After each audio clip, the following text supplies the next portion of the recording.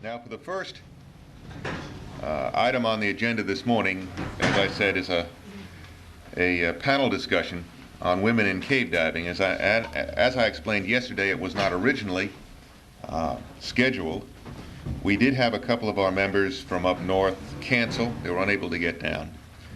And the questions, with more and more women getting into cave diving, I think it's something it's a topic which is of some importance and I think of some interest and can be a lot of fun, I suspect. We've had a lot of discussion once I announced it over the last day talking about the subject. But I think there's some very serious considerations. What I'd like to do now is have India Young and Shannon Heinert, Sheck, Exley, and John Zumrick come forward, if you would, and join me up here. I'm not going to tackle this alone.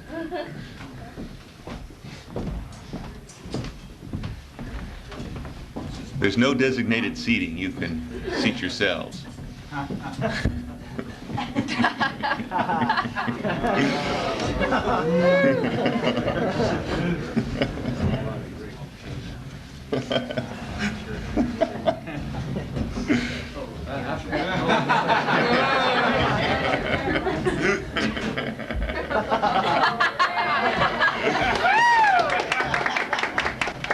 Get him, Sheck. I'll give my introduction down here. For years, we've all seen the fairer sex around dive sites, improving both the scenery and the dispositions of the divers. However, in recent years, there's been a new and perhaps ominous development. More and more often, we run into the ladies far back in the cave, showing their buddies that they've still got hundreds of pounds of air to go before reaching their turnaround, while the buddies are busy creating vacuum bottles. On a more serious note, though, the entry of women in ever larger numbers into cave diving may pose some new considerations in dive planning. So this morning, what we're going to try and do, as I have said, is examine the subject through a panel discussion. I've introduced the panelists, but to go over them again: John Zumrick, India Young, Shannon Heinert, and Sheck Exley, and I think you'll agree with me that that's a group of divers who certainly have combined an awful lot of experience and I think a lot of wisdom to share with us. The format of the discussion will be one where I'm going to pose some very general questions in clusters, and each panelist will in turn be given time to sound off on the issue in whatever way they really feel that they want to. And after we've done this for a while, I would hope that we've got enough interest in the discussion that we can open it to a general discussion from the floor with questions and answers from the floor. Because I know there are a number of other people sitting out in the audience from whom I would love to hear. We're too chicken to come sit up here. Put up some more chairs. Okay, first set of questions. For years we've seen cave divers taking their girlfriends and sometimes their wives into caves because it was a very macho thing to do. Since this is often a woman's first exposure to the sport, I would like to pose the following questions. 1, what motivates women to pursue cave diving as an avocation? Are their reasons basically the same or different from those of men who pursue cave diving?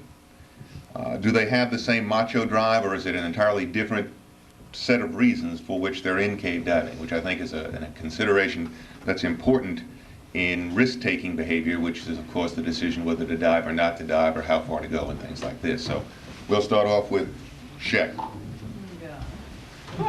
Well, thank you, Bill. I'm not a woman, thank God. Thank God.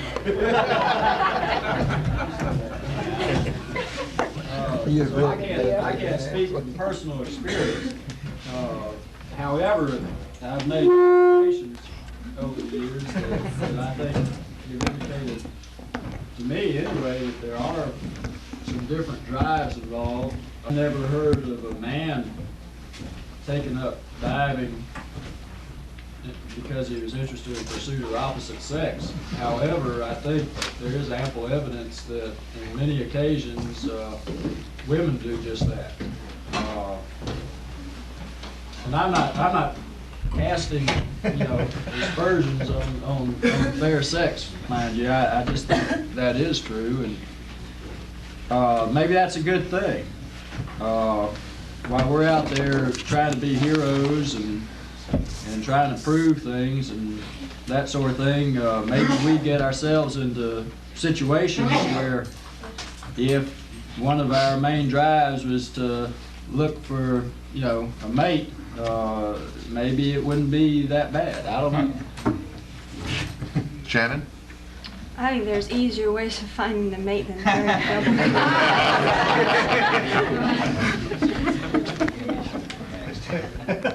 Name one.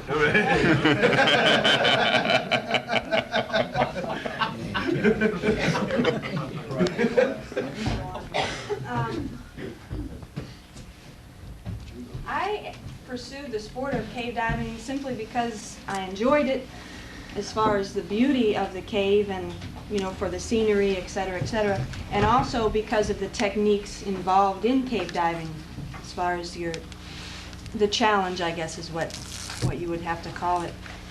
I wasn't looking for a mate. She found one anyway. She also likes to pose for pictures. So did you, Sheck. She was a diver, wasn't she? Mm-hmm. Sure was. Speak up. Did she find you or did you find her? Careful now. You're right there. It's a big change. It is. John, why don't you impart us some wisdom on the subject? I don't know that I have any wisdom to impart on that. I certainly can't speak for the motivations of the three other people here. That's it? I think though that the statement is probably true that a lot of the men involved in the sport are in because it is tending to be a macho type sport, and certainly these motivations are going to play a major role in determining how safe one is. That's about all I have to say. India? Well, I agree with John. Generally, the male population starts diving first, which I think is changing and will become an even faster pace as the years go by. When I started diving, I tried saltwater diving, and I got sunburned, I got stung by a jellyfish, and I didn't like either one of them. And then I found cave diving, and there was no sexual attraction to it. Sorry, Sheck. But there is a problem, not a problem, it could be, of gentlemen, even novices to the sport of scuba diving, bringing their young honeys down here and say, come jump in the water with me. And for some reason they do. And I guess it's a desire to not to say no. And they follow them. But once they get past the initial exposure to the cave, you don't think there's a difference? No, I think they either like it and go further with it, or they say, nope, you go ahead, silly fella, do it yourself. Kind of like Sheck's wife. Question. Do you think there's, just on kind of that sideline, if motivation of men to get into the sport is a macho thing, would motivation of women to get in the sport be that they can try to show or illustrate that they're as good as any man for the feminist or women's lib kind of thing? Either of the gals want to respond to that? Because that was part of what I was saying in the third part of that question, was that do they share the same macho drive? It's macho's associated with men, but the basic ego type involvement can be strong in a woman trying to prove that she's a man's better or equal. It's just might give it a different name than calling it macho, but it's very much the same thing. Why does that have to be the only yardstick, though? Why does a woman have to get in it to prove that she's better than a man, why can't she, compete with herself? No, nobody's. This is true, there are different things. But I gave a talk a couple years ago here about drive and getting into cave diving and motivation, how it affects your risk-taking behavior, which is why you will try certain things and why at some point we all say, I'm not going to try that. That's just a little more. And understanding your motivation, I think, is a key to understanding why you choose a place and then determining more safely where you call your own limit. Let's go on to the next question, which bears on that sequentially, I think. If you look through the diving casualties, and Mary Ellen may be able to correct me since she keeps them, I was unaware until I guess I spoke to Sheck or somebody just the other day that there had ever been any casualties and diving casualties which involved women as the victim, and I'm not sure I know too many where they were even a buddy on it, where women have died in cave diving accidents.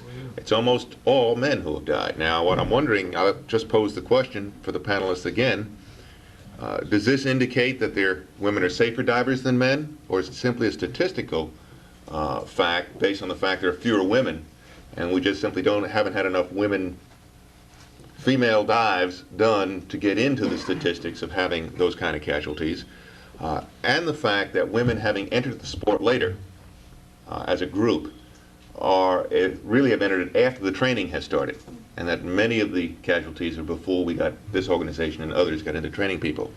Or are they actually more cautious and more careful as divers than men?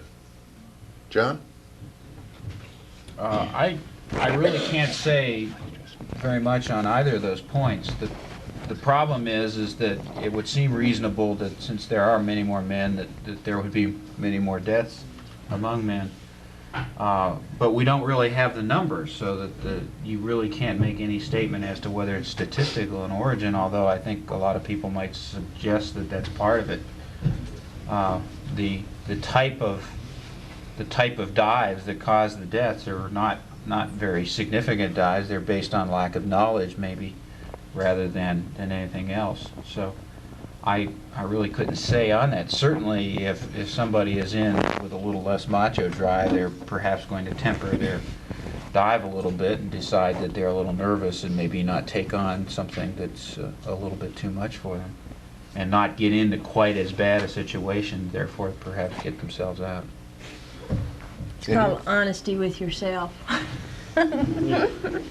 I always lie to myself. That women have a higher degree of survival instinct, call it the mother instinct or whatever, is that if we feel that we are putting ourselves in a stressful situation and there's not much need to do that, we aren't perturbed at saying, okay, let's come back and do this later. Where a lot of guys are saying, well, I can't turn this dive. Sure, I can do this. I don't think women are prone to doing that. And that the old saying about I can come back and dive later really holds true. Shannon? I would have to agree with India, just about word for word. I think that women are generally more cautious while cave diving than men. I think that I am, anyway. I don't have any, if I feel the least bit funny or the least little bit bad or anything, I have no hesitation in calling a dive, where I think maybe some men might not want to call a dive for just a whim or, a little bit of a funny feeling, whereas if I get the least little bit of a funny feeling, I have no hesitation in turning everybody around and heading back out. One other thing involved with just the caution in terms of when to turn a dive. How about the preparation of gear? In terms of taking care of the gear, making sure the gear is properly fitted, that you don't have danglies, all the things that we're taught in our course. Are women as a group any more or less careful about the maintenance and the way they wear their gear? John, any of you? I've never dusted my gear off before a dive. But I suppose some housewives might want to dust their gear off before a dive.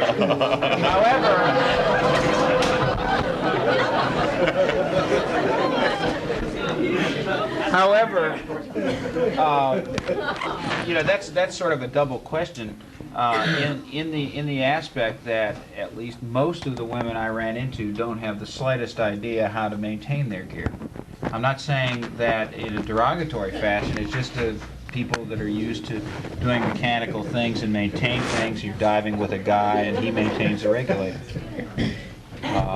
But generally speaking, I would say that the aptitude for people of maintaining their gear is better on the men's side. Sheck? That's not saying their gear doesn't work.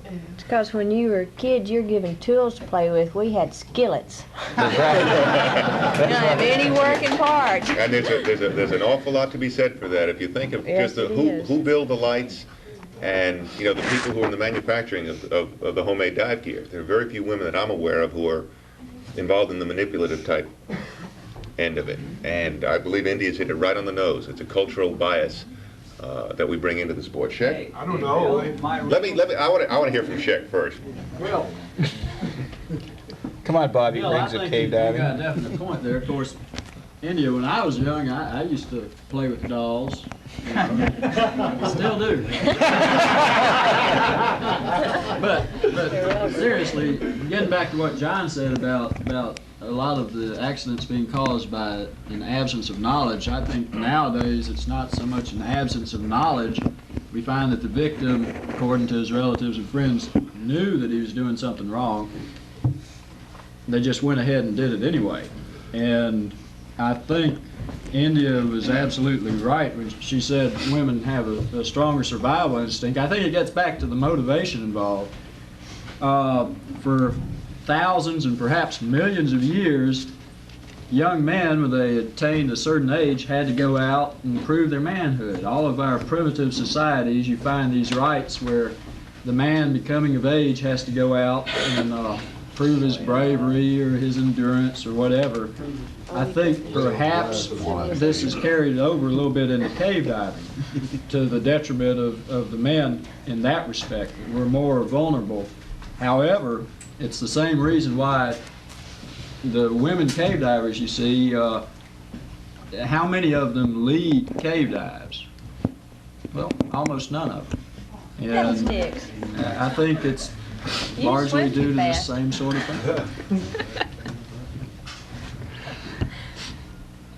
Let's go on to the next one. Karen, I don't want to drop it, but I'd like to get through the questions and then open it to a general discussion that can bear on any of them. I think we'll get through everything a little bit quicker that way. Next question. Women have generally lower air consumption, are generally less able to handle hypothermia, and are generally less powerful than men in terms of just their strength in their arms and shoulders and legs in moving through the water. The question is, do these factors affect significantly their suitability as buddies for men, and in what situations? And how adequate might a woman be in rescuing a male buddy from a cave?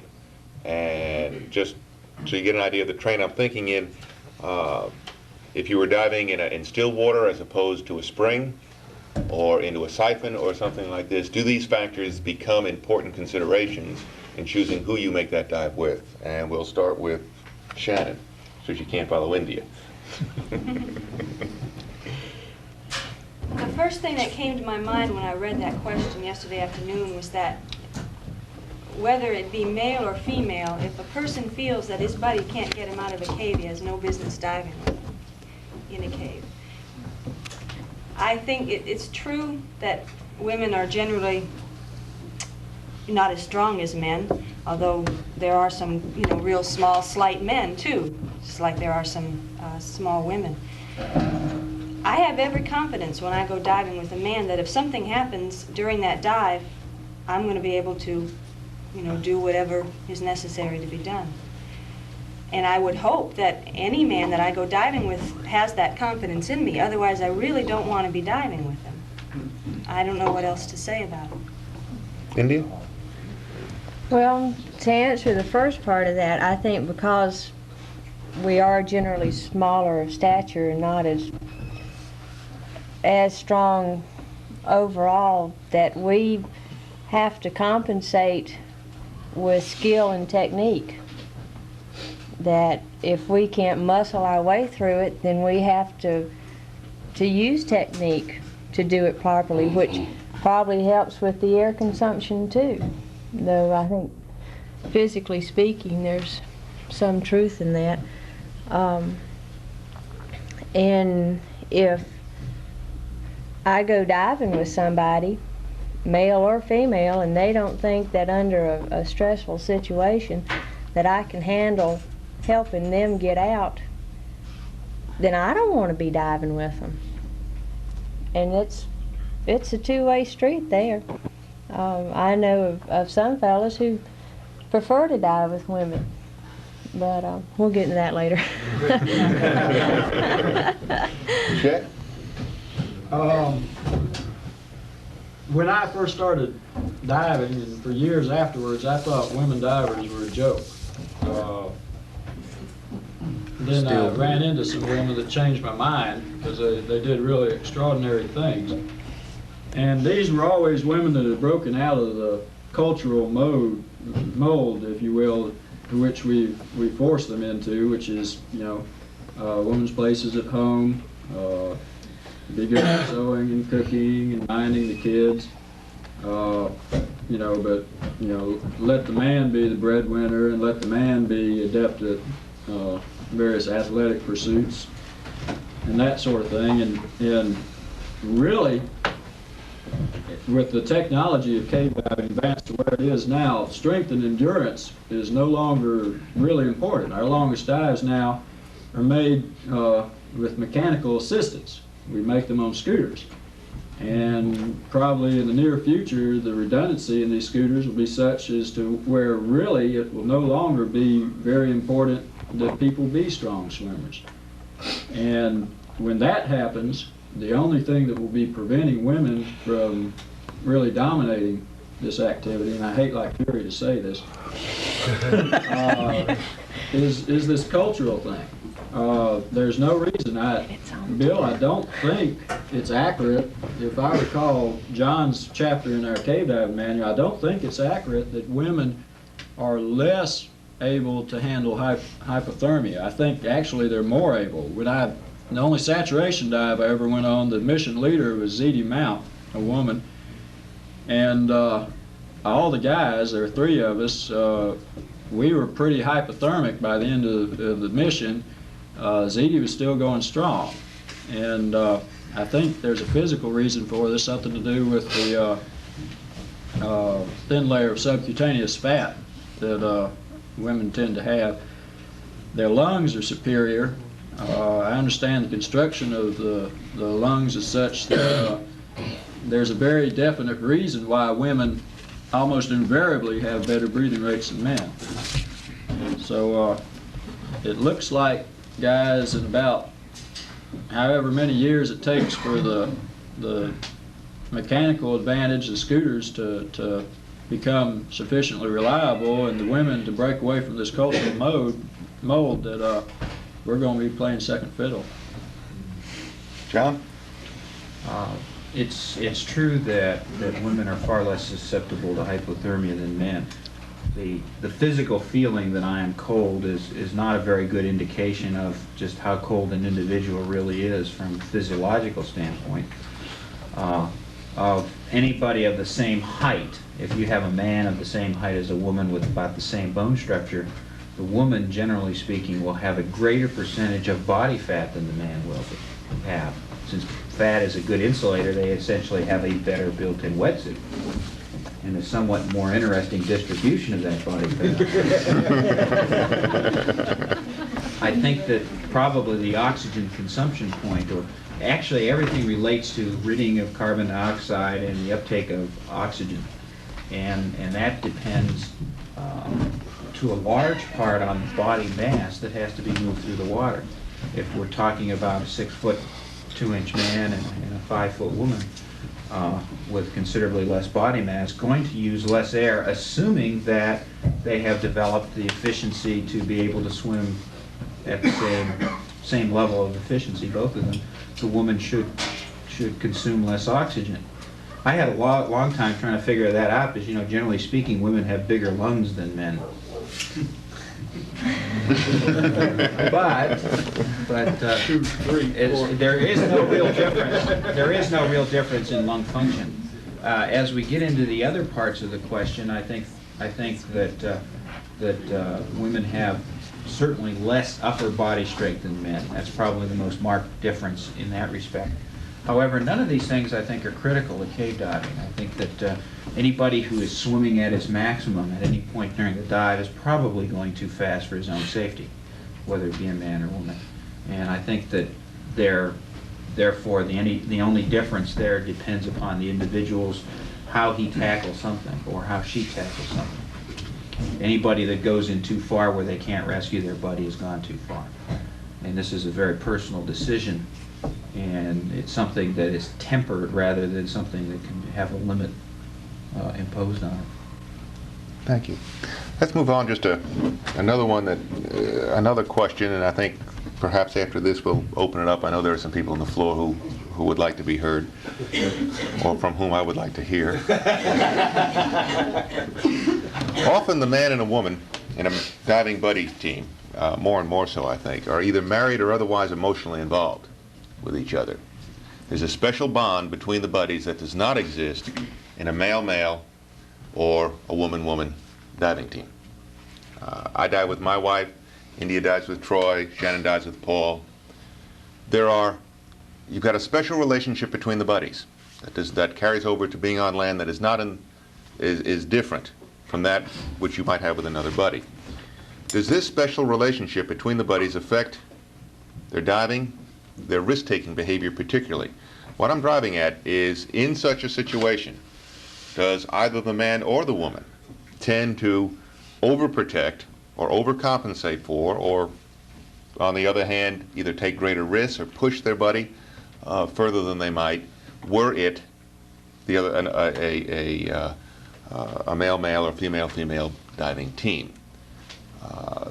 More and more guys, we're diving with our wives or we're diving with our girlfriends, and this is somebody very special to us, and that holds the other way too. And because they're very special to us, does it change the way we approach a dive, the risks we'll take, and how we approach the diving? John, why don't you lead off?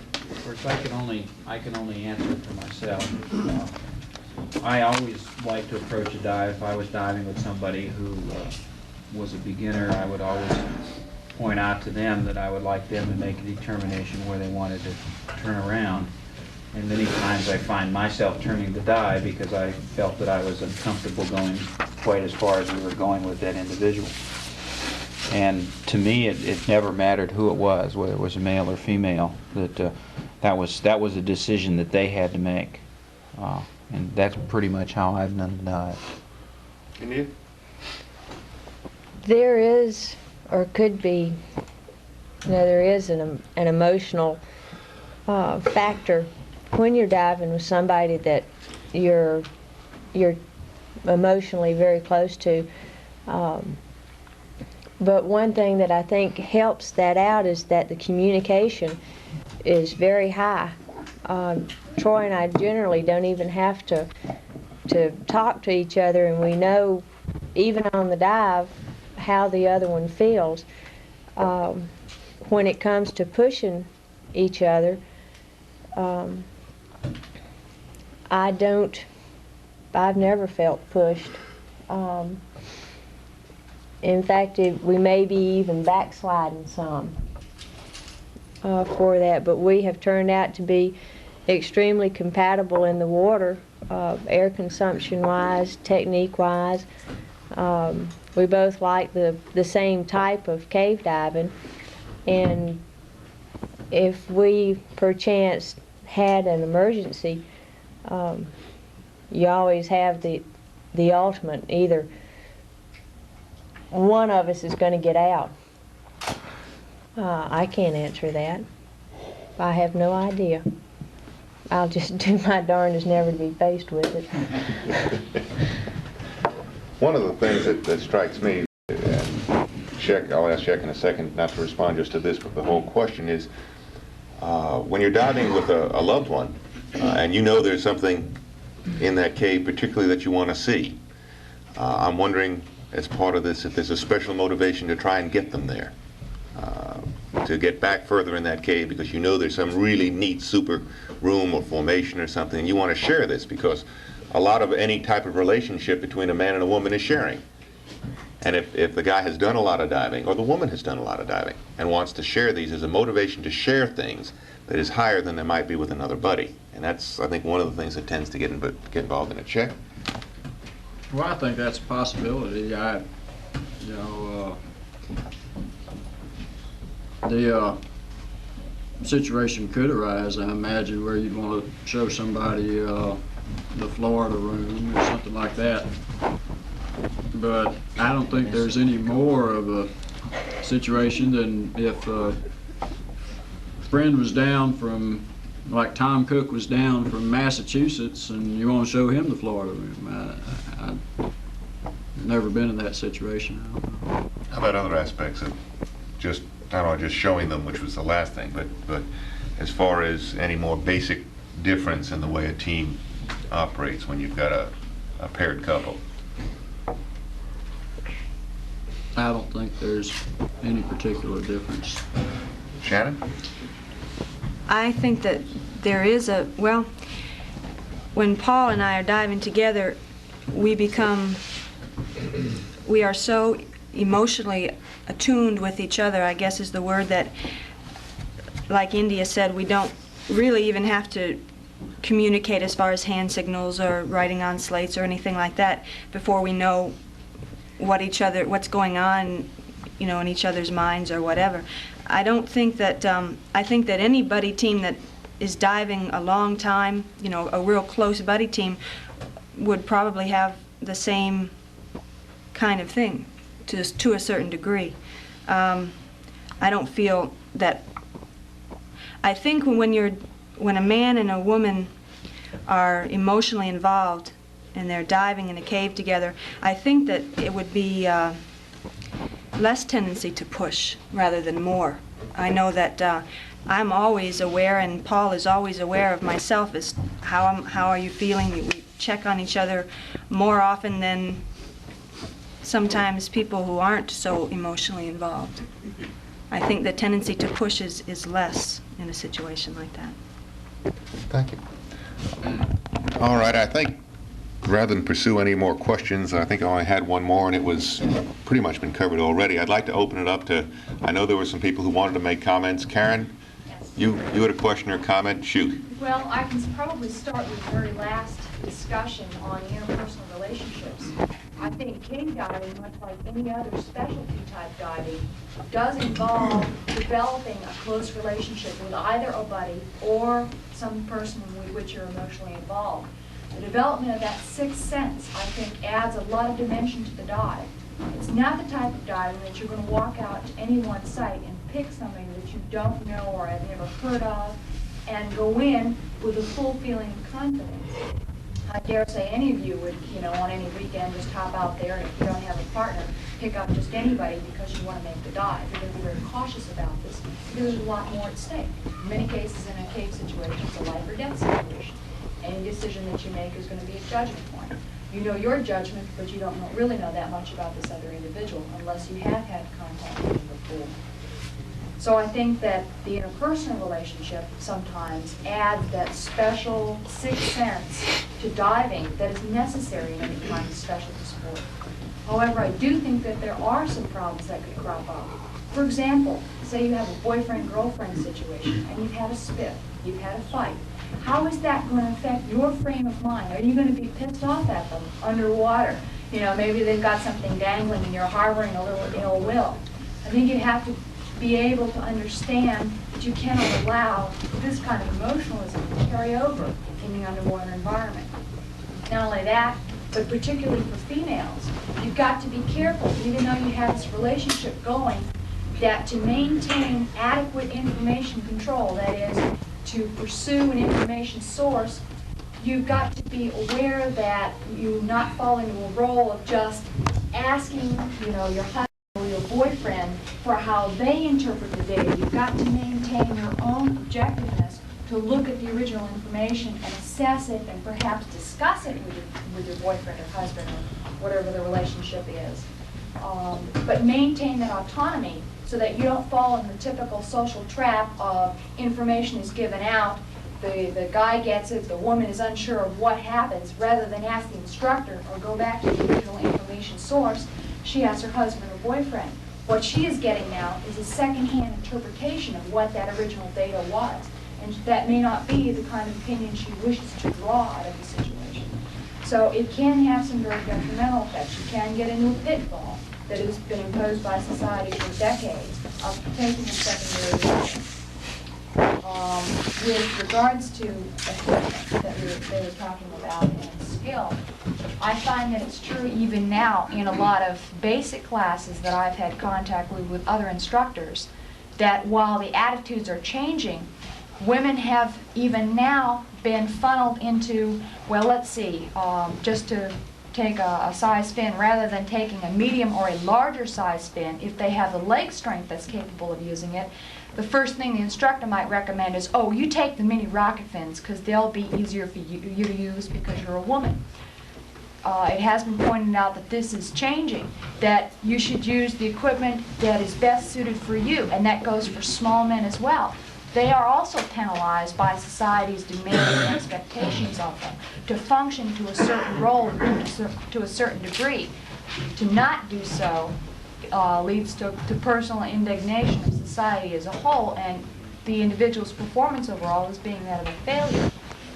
So I think even now within the sport, it's just a matter that it's going to take a while for things to change and for people to understand to function within their own physiological and physical regimen rather than that which has been previously imposed. I know I myself was one that I was using mini rocket fins for years and essentially overpowering the fins. But it was at a suggestion, you know, that would be the best fin for me to use, and it never occurred to me that my legs were capable of handling a stronger fin. And this was pointed out by somebody else, but I've heard this a number of times over, as recently as last year, by an instructor that I sincerely respect. That for his women students, he recommends the mini rocket, even though some of them fall perhaps even in the weightlifting categories of some of the bodybuilders around. That they do have the leg strength to handle a larger fin, a more capable fin. Just as a little rebut to that, I agree with her first part of what she said, especially I like your wording. especially about the sixth sense thing. I think she's really hit it on the button. I've never had a permanent female partner that I dove with, but I did have a buddy who has since died now, but who was very, very close to me, and we did have a sixth sense. We didn't even have to write things on slates or anything. We just knew. So I agree with her entirely. As far as her last part about the fins, as kind of defense of being an instructor, the world exists on stereotypes, and stereotypes are used, rightly or wrongly, because it outlines a large segment of people that you can talk about that certain ideas generally hold true for. They don't hold true, that it doesn't make allowances for exceptions, but that's not the whole idea of a stereotype. And stereotypes are useful sometimes, and they're harmful sometimes. When in a basic class, not a cave class, a basic class, if a woman says, well, what kind of fin should I use? Well, from past experience and dealing with lots and lots of situations where this has come up with, I've found that in most cases, the women cannot handle the bigger fins, not necessarily because they're not as strong, but because the foot pocket is not is too big for their foot, or for other reasons. It creates cramps and so forth. So I would, as a general stereotype, I'd say, hey, probably you should go to a fin such as a mini rocket or a mini jet or whatever the brand name is. But that doesn't mean that any instructor is saying hey, you're not capable of using it. I don't think that's uppermost in anybody's mind, and it doesn't take into account for exceptions, exceptional people who can handle it. Is that if you're used to swimming and you're a strong swimmer, etc., use your legs a lot in that kind of sense, then try it. But if you don't, maybe even go to a weaker fin to begin with. I think both Karen and Sam have good points, and I think what both of them are ultimately saying is that in the past, manufacturers, instructors, no one really knew what to expect from women. Accordingly, they made small things, generally inefficient and damn hard to use, that, you know, just weren't workable. But now that more women are into it, more women are having input into this type thing, we'll get it changed. We've changed things before. Forrest, because I think a lot of it is right in Forrest's hands. My thought is that this may be true in open water, but as an organization that is doing a lot of training of cave divers, perhaps this is a particular thing that instructors might want to have pointed out to them as they're trained to say, okay, we start ground zero. What does your body particularly need when you get into cave diving? Forrest? Okay. One thing that I would like to do is separate the new cave diver from an experienced cave diver. Motivation in the beginning is a very important thing for attracting cave divers, and we do have a lot of stereotype attraction. Men are attracted for macho reasons, women are attracted because the men are there. However, you've got to look at what keeps them diving. Okay? It doesn't, no throwing back in the room. It doesn't matter originally what's attracted them, because if they were attracted for the wrong reason, then they won't remain cave diving. They'll drop out or die. If a man came in there for purely macho reason, when he proved whatever it was or died, then he drops out. If a woman comes in there looking for a man, she'll either decide she doesn't like that type of man or find one and grab him and quit diving. Okay, but you have to look at the divers that stayed in cave diving. The type of diver that stayed in cave diving, regardless of whether they're male or female, have a personal reason for being in there that is separate from sex. It's perhaps they like to explore, perhaps they like the beauty of the cave, perhaps they like being wet. But it's a very personal reason that has nothing to do with their particular sex. All right. Sheck said that he doesn't know of women leading cave dives. I know a lot of women that lead cave dives. I know a lot of women that, pardon me, God, dive by themselves. And if that's not leading a dive, what is? Somebody brought up the problem of women with their equipment. Now, I'm an instructor. I have seen lots and lots of students, both male and female. And I would say that it's almost impossible to tell, judging from the way they have their gear hanging on them, if they're male or female. You get some neat men, you get some neat women, you get some slobs in both. And that's a very individual thing. And as far as aptitude, all of the reels that are manufactured by USCO are manufactured by a woman. And all of the arrows as well. Now I see the problem.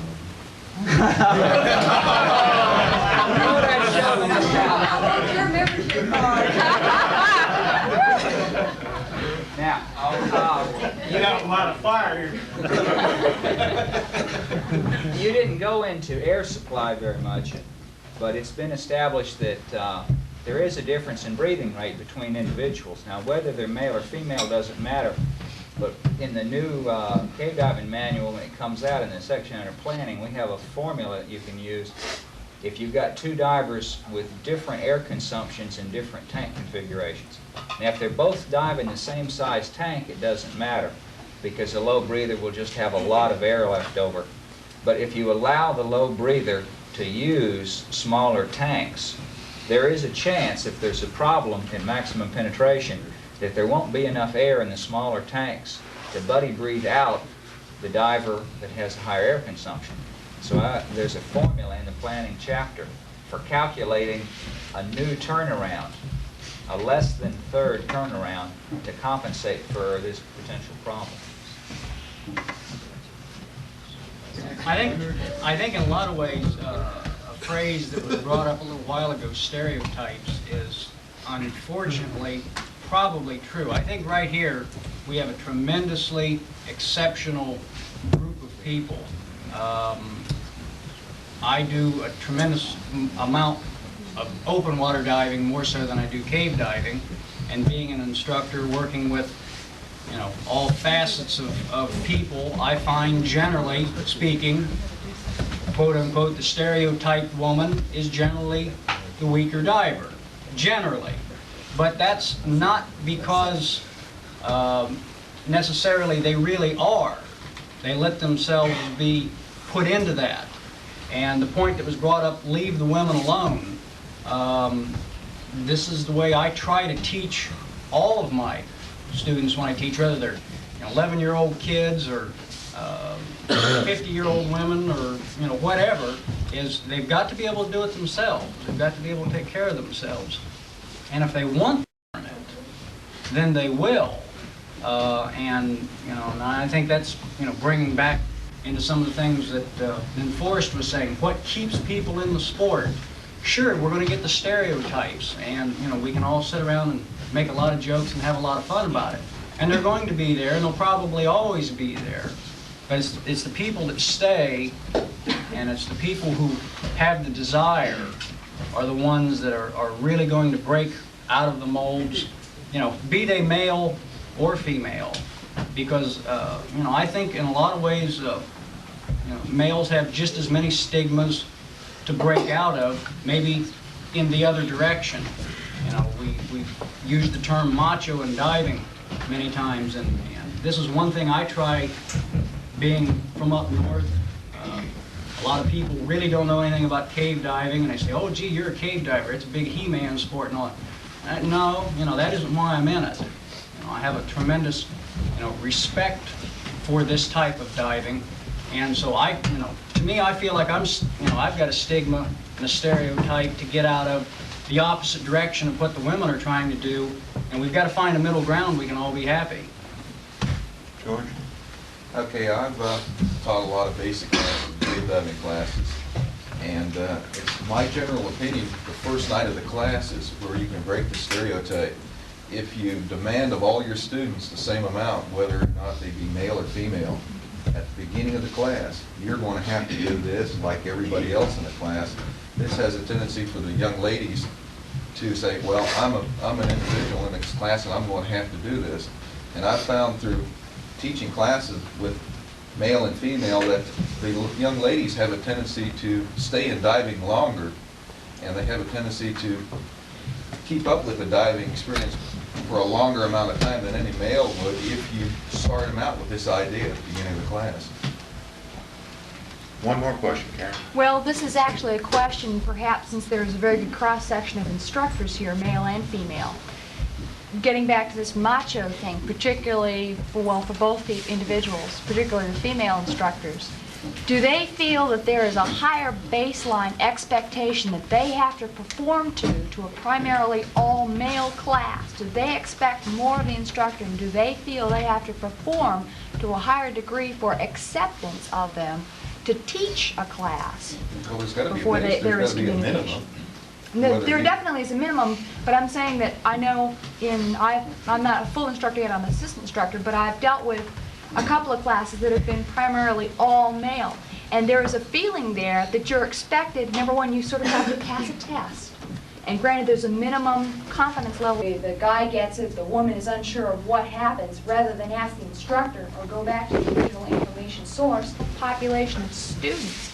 Is there a higher expectation? Do they have to perform more to a macho attitude in terms of, do they have to gain acceptance? Do they feel that there's a pressure there before they can function as an instructor? I found that the best class I ever had the highest percentage of females in it, and the worst class I ever had was a bunch of Air Force airmen. And they were the worst class I've ever taught in my life, and I failed half of them. The class with the women in it, everyone strives to be better in the class. if you want to see real stress, just get a basic instructor. I mean, he's not cave, and he wants to take a cave course. And so you've got several, be they men or women, in a cave course, and you get a basic instructor who's taking the cave course too, and he is really stressed to outperform, quote unquote, the other students in the course, for the simple reason that, oh, he won't be considered a good instructor or anything else if he doesn't outperform the rest of the people in that course. So you want to see real stress, put a regular instructor in your class. One last comment. Okay, since Mary Ellen's not going to answer that question, we have several female instructors. Mary Ellen's not the only female cave diving instructor. I find that students accept their original instructor as an instructor, regardless of whether they're male or female. If Sylvia starts a class and I come into the class as a guest lecturer, people respect me less than they do her. She sets the respect level when she starts the class, and people respect her because she was there first and she's the expert, and as long as they don't catch her in some kind of a mistake, there's no problem. She doesn't have to prove anything. Thank you. We've run over the hour I allotted for this thing, and I think it's been a very informative discussion to me personally. I think I've gotten a lot out of it, and I hope everybody else did.